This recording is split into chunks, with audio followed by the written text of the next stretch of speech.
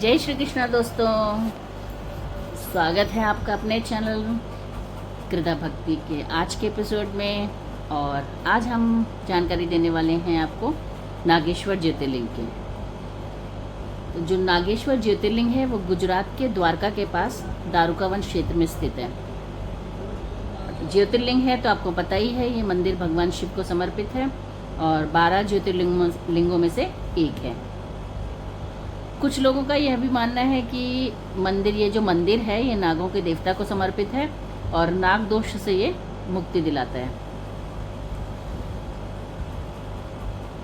तो चलो अब आपको बताते हैं इसका इतिहास क्या है, इसकी पौराणिक कथा क्या है। और एक चीज़ मैं और बताना चाहूँगी, नागेश्वर ज्योतिर्लिंग और सोमनाथ ज्योतिर्लिंग, अगर आप 2 ज्योतिर्लिंग एक साथ करना चाहते हैं तो सोमनाथ और नागेश्वर ज्योतिर्लिंग के दर्शन आप एक साथ कर सकते हैं, क्योंकि ज़्यादा डिस्टेंस में नहीं है ये। माफ़ी चाहती हूँ, आपको बैकग्राउंड में काफ़ी शोर सुनाई दे रहा होगा। एक्चुअली जहाँ पर मैं ये व्लॉग शूट कर रही हूँ वहाँ पर बच्चे जो हैं फिल्म देख रहे हैं, तो ये उसी की आवाज़ है। तो चलो व्लॉग को आगे बढ़ाते हैं। नागेश्वर ज्योतिर्लिंग की पौराणिक कथा जो बहुत ज़्यादा प्रचलित है। कहते हैं दारुका नाम की एक प्रसिद्ध राक्षसी थी जो माता पार्वती की बहुत बड़ी भक्त थी। माता पार्वती की भक्ति पूजा में लीन रहती थी। तो एक दिन माता पार्वती ने वरदान दिया उन्हें। तो माता पार्वती के वरदान प्राप्त कर वो बहुत ज़्यादा अहंकार में चूर रहने लगी, मदमस्त हो गई। फिर लगा कि पता नहीं उसको कितना बड़ा अमृत का वरदान मिल गया है। उसका एक पति था दारुका, जो महान बलशाली राक्षस था। उसने बहुत से राक्षसों को अपने साथ लेकर समाज में आतंक फैलाया हुआ था। दारुक जो था वह यज्ञ आदि शुभ कर्मों को नष्ट करता हुआ संत महात्माओं का संहार करता था। वह प्रसिद्ध धर्मनाशक राक्षस था, यानी कि धर्म का विरोधी था। और अपनी पत्नी को मिले वरदान के कारण वो अहंकार में भी चूर था। दोनों पति पत्नी अहंकार में चूर थे। पश्चिम समुद्र के किनारे सभी प्रकार की संपदाओं से भरपूर 16 योजन विस्तार पर उसका एक वन था जिसमें वह निवास करता था। दारुका जहाँ भी जाती थी वृक्षों तथा विविध उपकरणों से सुसज्जित वह वन भूमि अपने विलास के लिए साथ ले जाती थी। यानी कि जो दारुका नाम की राक्षसी थी वो जहाँ भी जाती थी वहाँ पर अपने साथ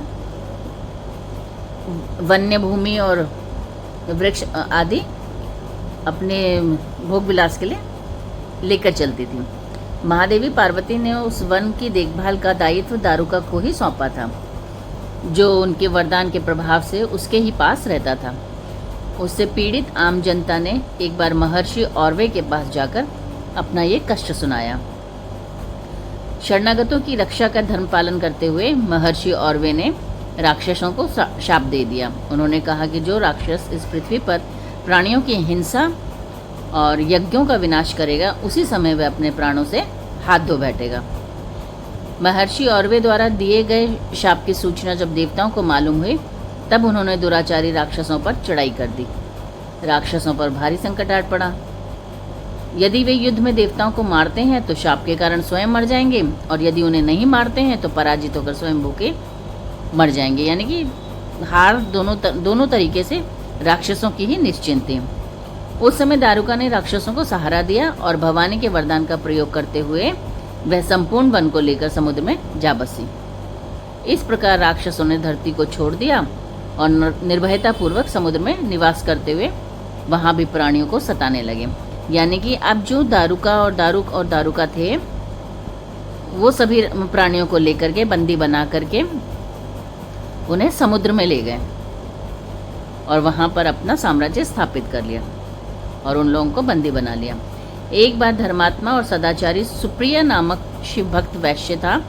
जब वह नौका पर सवार होकर समुद्र में जलमार्ग से कहीं जा रहा था, उस समय दारुक नामक एक भयंकर बलशाली राक्षस ने उस पर आक्रमण कर दिया। राक्षस दारुक ने सभी लोगों सहित सुप्रिया का अपहरण कर लिया और अपनी पुरी में ले जाकर उसे बंदी बना लिया। अपनी पुरी यानी कि जो समुद्र के अंदर उसने बनाई हुई थी। चूँकि सुप्रिया शिव जी का अनन्य भक्त थे, इसलिए वे हमेशा शिव जी की आराधना में तन्मय से लगे रहते थे। कारागार में भी उनकी आराधना बंद नहीं हुई और उन्होंने अपने अन्य साथियों को भी शिव जी की आराधना के लिए जागरूक कर दिया। यानी कि उन्होंने जो और बंदी थे उन सबको भी शिव जी की आराधना के प्रति जागरूक किया, शिव जी की आराधना करने के लिए प्रेरित किया। वे सभी शिव भक्त बन गए। कारागार में शिव भक्ति का ही बोलबाला हो गया। अब जो भी जितने भी लोगों को, जितने भी प्राणियों को दारुक और दारुक की पत्नी दारुका ने बंदी बनाकर अपने समुद्र के अंदर नीचे अपने साम्राज्य में ले जाकर के बंदी बना दिया था, अब वो सुप्रिया नाम के वैश्य के वचनों से प्रभावित होकर के शिव भक्ति में लीन हो गए और पूरे उस नगरी में, समुद्र के नीचे जो नगरी थी राक्षसों की, वहाँ पर शिव भक्ति का ही बोलबाला होने लगा। घमंडी राक्षस दारुक ने अपने अनुचरों को आदेश दिया कि इस शिव भक्त को मार डालो, क्योंकि उसको अपना साम्राज्य डगमगाता हुआ नजर आया। तो उसने अपने जो अनुचर थे उनको आदेश दिया कि सुप्रिया का, इस शिव भक्त का मार डालो। अपनी हत्या के भय से भी सुप्रिया डरे नहीं और वे भयहारी संकट मोचन भगवान शिव को पुकारने में ही लगे रहे। वो बोले कि हे देव, आप ही हमारे सर्वस्व हैं, आप ही मेरे जीवन और प्राण हैं। इस प्रकार सुप्रिय वैश्य की प्रार्थना को सुनकर भगवान शिव एक बिल से प्रकट हो गए। उनके साथ ही 4 दरवाजों का एक सुंदर मंदिर भी प्रकट हुआ। उस मंदिर के मध्य भाग में अर्थात गर्भगृह में एक दिव्य ज्योतिर्लिंग प्रकाशित हो रहा था तथा शिव परिवार के सभी सदस्य भी उसके साथ विद्यमान थे। वैश्य सुप्रिय ने शिव परिवार सहित उस ज्योतिर्लिंग का दर्शन और पूजन किया। सुप्रिय के पूजन से प्रसन्न भगवान शिव ने स्वयं पाशुपतास्त्र लेकर प्रमुख राक्षसों को व उनके अनुचरों को तथा उनके सारे संसाधनों, अस्त्र शस्त्र को नष्ट कर दिया। लीला करने के लिए स्वयं शरीर धारण करने वाले भगवान शिव ने अपने भक्त सुप्रिय आदि की रक्षा करने के बाद उस वन को भी यह वर दिया कि आज से इस वन में ब्राह्मण, क्षत्रिय, वैश्य तथा शूद्र, इन चारों वर्णों के धर्मों का पालन किया जाएगा। इस वन में शिवजी धर्म के प्रचारक श्रेष्ठ ऋषि मुनि निवास करेंगे और यहाँ तामसिक दुष्ट राक्षसों के लिए कोई स्थान नहीं होगा। राक्षसों पर आए इसी भारी संकट को देखकर राक्षसी दारुका ने दीन भाव से देवी पार्वती की स्तुति की। उसकी प्रार्थना से प्रसन्न माता पार्वती ने पूछा, बताओ दारुका, मैं तेरा कौन सा प्रिय कार्य करूं? दारुका ने कहा, हे माँ, आप मेरे कुल की रक्षा करें। पार्वती ने उसके कुल की रक्षा का आश्वासन देते हुए भगवान शिव से कहा कि हे नाथ, आपकी कही हुई बात इस युग के अंत में सत्य होगी, तब तक यह तामसिक सृष्टि भी चलती रहे, ऐसा मेरा विचार है। माता पार्वती शिव से आग्रह करती हुई बोली कि हे प्राणनाथ, मैं भी आपके आश्रम में रहने वाली हूँ, आपकी ही हूँ, इसलिए मेरे द्वारा दिए गए वचन को भी आप प्रमाणित करें। यह राक्षसी दारुका राक्षसियों में बलिष्ठ मेरी ही शक्ति तथा देवी है, इसलिए यह राक्षसों के राज्य का शासन करेगी। ये राक्षसों की पत्नियां अपने राक्षस पुत्रों को पैदा करेंगी जो मिलजुल कर इस वन में निवास करेंगे, ऐसा मेरा विचार है। माता पार्वती के उक्त प्रकार के आग्रह को सुनकर भगवान शिव ने माता पार्वती से कहा, हे प्रिय, तुम मेरी भी बात सुनो। मैं भक्तों का पालन तथा उनकी रक्षा के लिए प्रसन्नतापूर्वक इस वन में निवास करूंगा। जो मनुष्य वर्णाश्रय धर्म का पालन करते हुए श्रद्धा भक्ति पूर्वक मेरा दर्शन करेगा, वह चक्रवर्ती राजा बनेगा। कलयुग के अंत में तथा सतयुग के प्रारंभ में महासेन का पुत्र वीरसेन राजाओं का महाराजा होगा। वह मेरा परम भक्त तथा बड़ा पराक्रमी होगा। जब वह इस वन में आकर मेरा दर्शन करेगा, उसके बाद वह चक्रवर्ती सम्राट हो जाएगा। तत्पश्चात बड़ी बड़ी लीलाएं करने वाले शिव दंपत्ति ने आपस में हास्य विलास की बातें की और वहीं पर स्थित हो गए। इस प्रकार शिव भक्तों के प्रिय ज्योतिर्लिंग स्वरूप भगवान शिव नागेश्वर कहलाए और माँ पार्वती देवी भी नागेश्वरी के नाम से विख्यात हुई। इस प्रकार शिव ज्योतिर्लिंग के रूप में प्रकट हुए हैं और जो तीनों लोगों की कामनाओं को पूर्ण करने वाले हैं। नागेश्वर ज्योतिर्लिंग के दर्शन करने के बाद जो मनुष्य उसकी उत्पत्ति और महात्म्य संबंधी कथा को सुनता है, वह समस्त पापों से मुक्त हो जाता है तथा संपूर्ण भौतिक और आध्यात्मिक सुखों को प्राप्त करता है। तो ये तो थी नागेश्वर ज्योतिर्लिंग की पौराणिक कथा। अब बात करते हैं नागेश्वर ज्योतिर्लिंग का महत्व। नागेश्वर ज्योतिर्लिंग का अपना एक बहुत विशेष महत्व है। कहते हैं कि नागेश्वर ज्योतिर्लिंग को सुरक्षा और अभय का प्रतीक माना जाता है। यह भी माना जाता है कि जो कोई भी सच्चे मन से नागेश्वर ज्योतिर्लिंग की पूजा करता है उसे शत्रुओं पर विजय प्राप्त होती है और जीवन में आने वाली बाधाएं दूर होती हैं। साथ ही साथ यहाँ दर्शन करने से भक्तों को सभी पापों से मुक्ति भी मिलती है। भौतिक और आध्यात्मिक विषयों से भी मुक्ति मिलती है। कहते हैं नागेश्वर ज्योतिर्लिंग का ध्यान करने से व्यक्ति सभी भौतिक और आध्यात्मिक विषयों यानी कि माया, पाप, क्रोध और प्रलोभन से मुक्त हो जाता है। यह ज्योतिर्लिंग भगवान शिव की दिव्य शक्ति का निवास स्थान माना जाता है। और सबसे बड़ी बात, कहते हैं नागेश्वर ज्योतिर्लिंग सर्पदोष से मुक्ति दिलाने वाला भी माना जाता है। ये तो आपको पता चल ही गया होगा कि नागेश्वर ज्योतिर्लिंग कहाँ पे स्थित है। तो नागेश्वर ज्योतिर्लिंग गुजरात के द्वारका के पास स्थित है।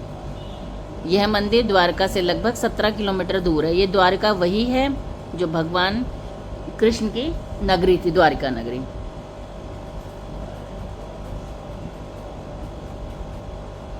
अब सवाल उठता है कि नागेश्वर ज्योतिर्लिंग तक पहुंचा कैसे जाए। तो वही 3 तरीके हैं, रेल मार्ग, सड़क मार्ग और हवाई मार्ग।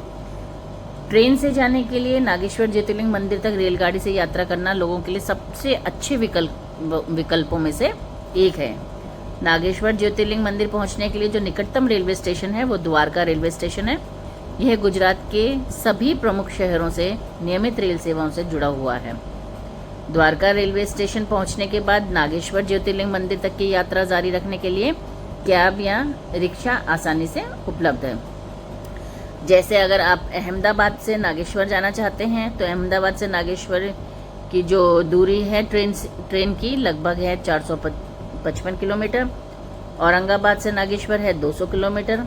जालना से नागेश्वर है 140 किलोमीटर।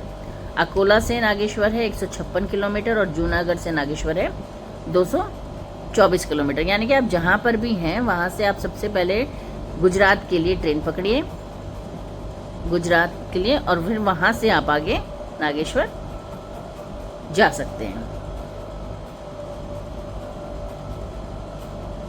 अगर आप सड़क के द्वारा जाना चाहते हैं अपनी मतलब बस या ट्रेन से अपनी पर्सनल गाड़ी से या बस से, तो उसके लिए भी है कि गुजरात के आसपास के शहरों से नागेश्वर ज्योतिर्लिंग मंदिर जाने की योजना बना रहे लोगों के लिए यह सबसे अच्छे विकल्पों में से एक है।